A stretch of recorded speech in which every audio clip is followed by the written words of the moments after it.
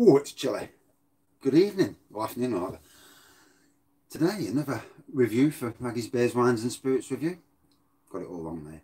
So, today we're reviewing from Springhead Brewery, based in Retford, in Nottinghamshire. Not too far away from my brother, actually. This is Robin Hood. It's a 4% chestnut bitter. So it says there on the back. A smooth, chestnut-coloured, traditional bitter with a rich, creamy head. Robin Hood is aromatic with flavours of toasted malt and caramel notes, are balanced by plenty of hops and a satisfying dry finish. 4% offering. Let's dive in, shall we? Now, this brewery, I've tried quite a few of their beers. They did have a bit of a theme with, that's right, clean glass. Bit of water in the glass. They did have a thing of having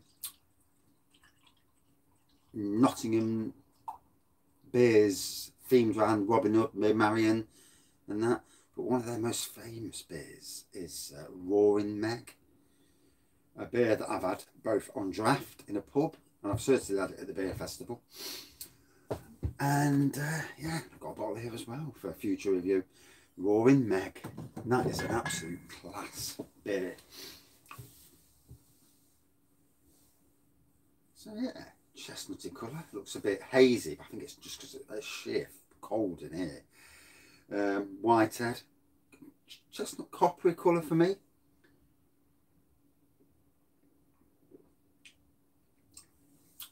Nice bite, twangy bite. Malty aroma. So I'm just looking at their site because, as I always do, I just like to see what's happening and what they're doing. And apparently, since 2019, they've had a management change. So on their seasonal beers, they've got Bare Bones, a 4.7% amber ale.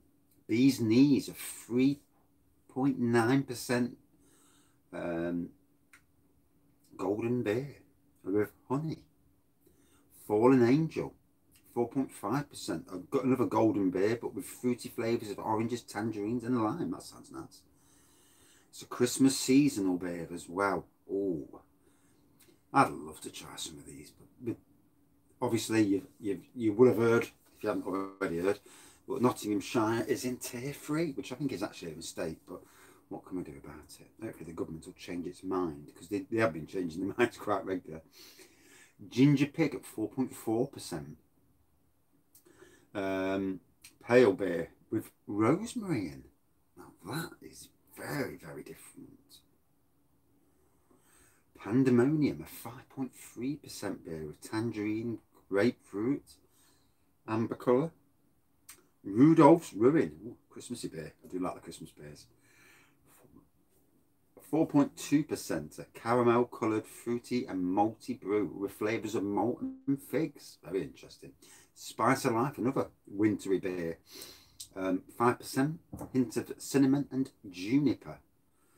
They've got Surrender, which is a 5%, and that says the same as the one above. Yeah, they've got Surrender here, but someone's put in the same. They've written the same wordings for it. Sweet Lips at 4.8%, which is a South Pacific pale with biscuity and fruit notes.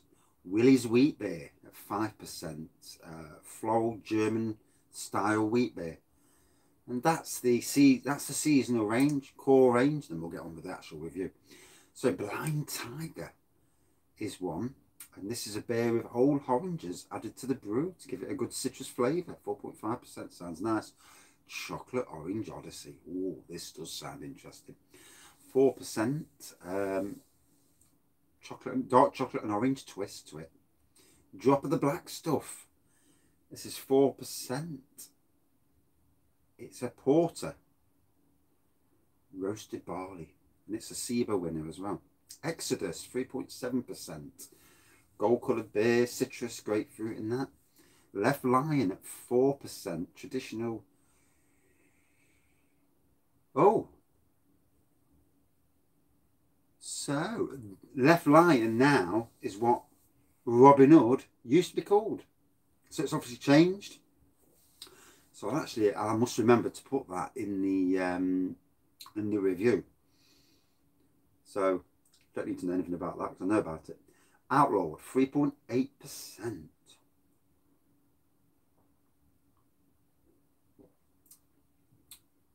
Roaring Meg, flagship brew, and it is. It's a brilliant beer. And that's it. It doesn't say it's about Maid Marian either, that they used to do. Okay, so Left Lion, eh? I need to leave that there so I remember that for future, for when I do the review, edit the review. Oh, so yeah, stuck in this lockdown situation. What can we do? You know, it is what it is. I'm hoping, I've played around with the settings on the video. Now I'm hoping, I put it on Ultra HD now, so I'm hoping that it's a bit better, the picture quality. God knows if it will or won't. And I'm using my phone because yeah, I've got a 4K camera, but it's the pain in the backside. Keep doing it, taking it up the arse to upload it to the computer, then to upload it to the internet. This is far easier, even though there's a little bit, obviously, a bit of a issue with the quality, I suppose. So well, it's just funny, this is because obviously you've got the Robin Hood and it tells you its backstory on here. Left Lion, a traditional chestnut brown bitter with a rich creamy head and flavours of malt and plenty of hops, leading to a perfectly balanced dry finish. This is quite dry as well. And it says you see amber bronze, you smell, I can't read that properly. Taste is malty, sweet and dry. Left Lion takes its name from two great stone lions which guard the council house steps. They do. The left of which is traditionally known as the city's famous meeting place. They were designed by Joseph Elps, as were many of the sculptures on the council house, which opened in 1929. According to local legend, the 2-ton Art Deco lions are said to roar when a virgin walks by. No wonder they don't roar. Left Lion's perfect balance of hops and malt is ideal with a wholesome meaty dishes like a rich steak pie, sausages and mash, or a traditional casserole, or for the perfect snack combined with pork scratchings.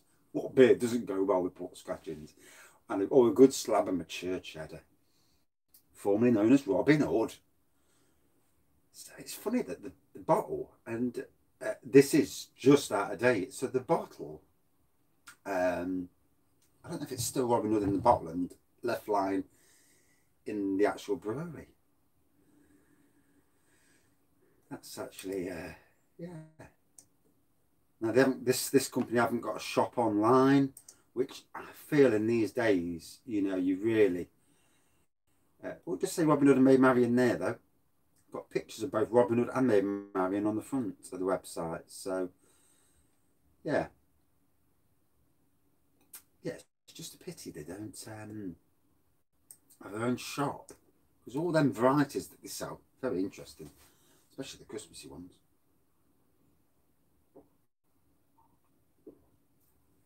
Oh, so yeah, nice bite to it, nice dry finish, very traditional, very, you know, a good pub beer. You know, the sort of beer you go in a pub, and it would appease people of all ages. Maybe not so much the craft beer generation. They'd be looking for the brew dogs and all that. But certainly traditional beers, traditional beer drinkers, this would sit in most laps quite well. On a warmer day than today, though, because it's not warm in here.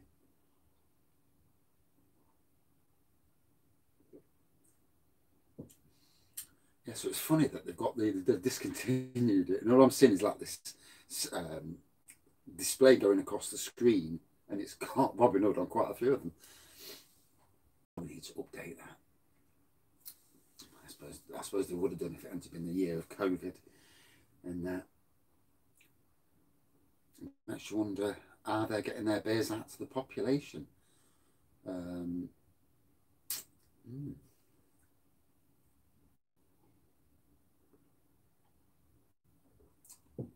So, been to Lidl, got me Christmas jumper. Got that bad boy. I've only put it on because it's freezing. I want to keep warm. Still haven't got my gas bottle. I'll get it at some stage. I need to turn that screen off. It's doing me head in. Keeps revolving them same things. But it is nice to have a screen down here now to do that. Thinking of putting another light up here at the back of me just to make it brighter. But we'll see. I've got one on a plug. But, I'm in that sort of mode now where we've had a swap around with TVs and that. Little TV's gone to the house for my son to use as a monitor. His big TV, 32 inches, come down here. It's funny, years ago, as kids, you'd be lucky if you had one TV in the house. And now, you know, even in his bedroom, he's got a 37-inch on the wall that he uses for his switch and whatnot. And then he's got his monitor as well, which was a 32-inch, but we've swapped it because it's too big for him. So I've got to rejig my games part of the beer room, the games area. 10 different game consoles, all plugged in, all ready to go at any time. None of the latest generation, can't really afford them anyway. But and to be honest, a lot of the games, the older generation games, are better. You know, I still think the SNES was the king of all time for games. They're just the different types of games nowadays, and yeah, even like the Commodore 64 are better games than some of today's. Yeah, the graphics are better today, obviously, but gameplay is lacking, sadly lacking. And now they spend so much money on games that they daren't fail with any game. And back in them days, it was written by some bloke in his bedroom, and it was slapping games out like one. Back in the Commodore 64 days, at least. When I were a lad. So yeah, I've got my SNES, I've got a Nintendo 64, a Nintendo Wii, a Dreamcast, PS3, Xbox 360, the old Xbox, the original Xbox rather. And they're all, because obviously my site's all about homebrew and modifying game consoles, they've all, you know, all kitted up with anything I could.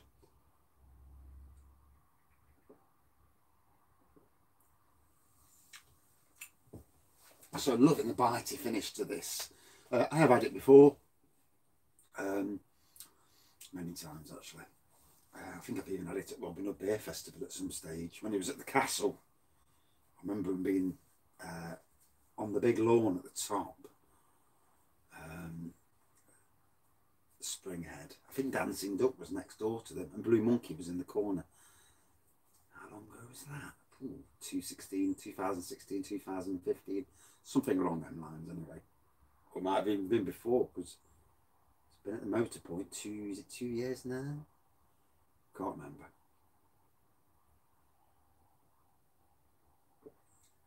And obviously next year, Robin Hood Beer Festival should reopen.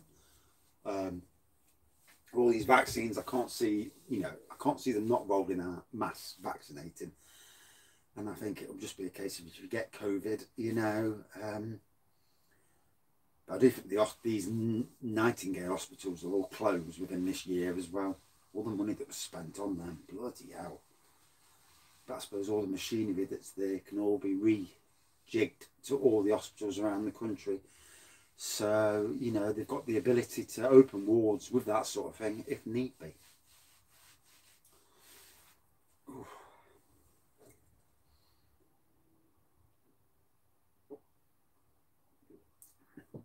Been to B&M this morning, nothing, no new beers. I do think that it looks to me like that Peaky Blinders Christmas Pudding Stout, albeit at 4.5%, which is, and the Wickwall one, Christmas beer, I think that's going to be their primary Christmas beers this year. I don't think they're going to get any more. But I suppose we'll see on the run up to Christmas. It's all if the companies can strike up deals, I suppose, isn't it? And then there's the logistics of getting cases of beer all around the country. You know, you've got to have quite a few cases to put that on in every B&M around the country. So, but, you know, it's very doable. I mean, I'd love to see, you know, a lot more Christmas beers out there. I'd also hope it'd be nice to have someone like Co-op who in Nottinghamshire. I would have bought this from Co-op or Asda. I think it was Asda. Was it Asda? Might have been Asda. But I know Co-op do Springhead as well. But it's great that Asda actually sell this in Nottinghamshire anyway. Whereas you can't get it at Tesco's or Morrison's or Sainsbury's. Sainsbury's are useless for local beers. They're just not good at all. Yeah, I don't think they do a single local beer in Sainsbury's. No, they never have either. Only in one of the beer festivals did we have a local beers, 2 local beers.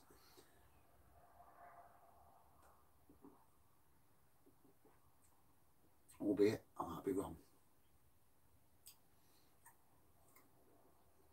So for me, definitely the best bitter type of beer. The good, you could call it standard, but this is the sort of beer that appeases a lot of people who don't want the craft beer stuff.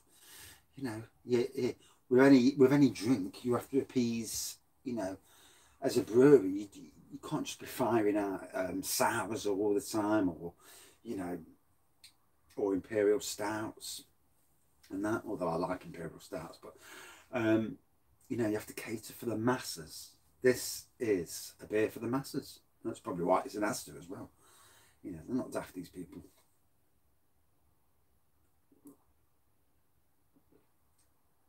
I could have sworn it's still Robin Hood in Asda.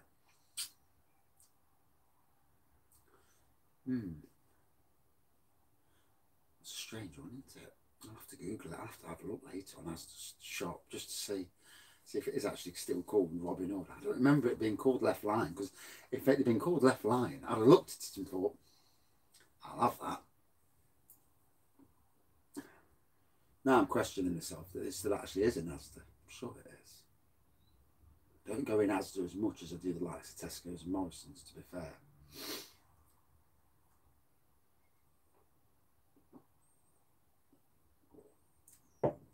But anyway, good dry, bitter finish at the end there. Yeah, a palatable traditional beer. Aimed at the mass market at 4%, nice strength, you know, not too, I mean, it's like, what is it, 2 in the afternoon? I don't want to be drinking out too strong at this time of day anyway. But yeah, very nice. Out of 5, I'm going to give it, ooh, for me, it's certainly in the same sort of range as your John Smith's. Caffrey is obviously not the same as them because they're smooth, creamy beers. And in that Old Speckled Hen, London Pride area, you know, those type of traditional beers sits firmly in with them. Out of 5, for me, about 3.8 out of 5. And that's it for this beer review. Thank you for watching. Thank you for subscribing, commenting. And as always, stay safe. And what do we think about these new tiers again? I think Nottingham's been given a bit of a kick in the balls, really. But what can we do? Hey. Only by moaning will they, I think, get anywhere with this. But you never know. Thanks for watching. See you soon. Cheers.